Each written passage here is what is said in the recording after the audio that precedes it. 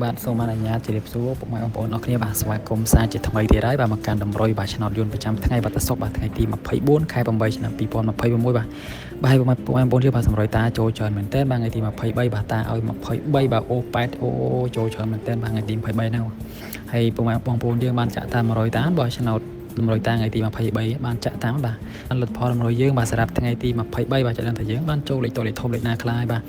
បាទបងប្អូនគ្នាបាទសម្រាប់ថ្ងៃទី23បាទតាឲ្យអា2លេខ72 23ដល់77បាទឃើញថាចូ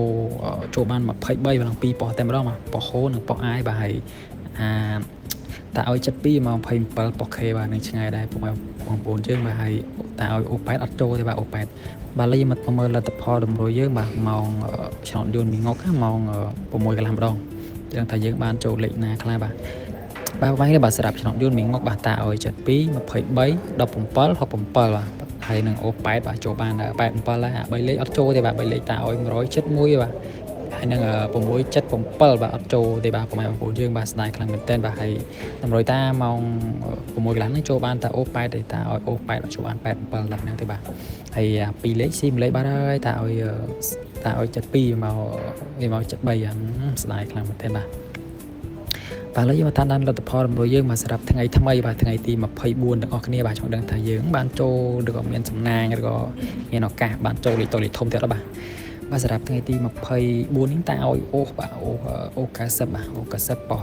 ABCD តែម្ដងបាទប៉ុស ABCD 4ប៉ុសតែម្ដងបាទហើយ2លេខតាឲ្យបាទទីលេខតាឲ្យ89បាទ89ហើយនឹង56បាទ56ហើយនឹងបាទ12មកនេះបាទ12ហើយនឹងបាទ97បាទ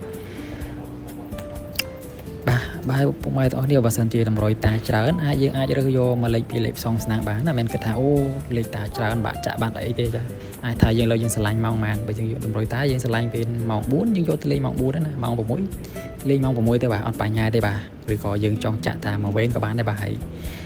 ហ្នឹងហើយពុកម៉ែគ្នាបាទហើយកុំភ្លេច Subscribe ឲ្យ Channel តាសុកតម្រុយឆ្នោតម្នាក់មួយផងហើយតាមមានកម្លាំងចិត្តដាក់តម្រុយជូនពុកម៉ែបងប្អូនយើងបាទផ្សងសំណាងរៀងរាល់ថ្ងៃតែម្ដងបាទសម្រាប់3លេខបាទ3លេខតាឲ្យបាទ245បាទ245ហើយនឹងបាទ9 297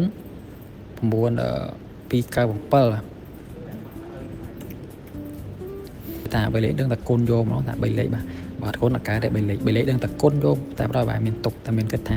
អត់គុណអត់អី3លេខហើយ3លេខតាសិលេខ2អា297អាសាចេញណាអា297បាទអាសាចេញខ្លាំងមែនតើបាទហើយបងប្អូនយើងបាទជូនពរបាទថ្ងៃទី24នេះបាទជូនពរហេងគ្រប់គ្នាតែម្ដងបាទ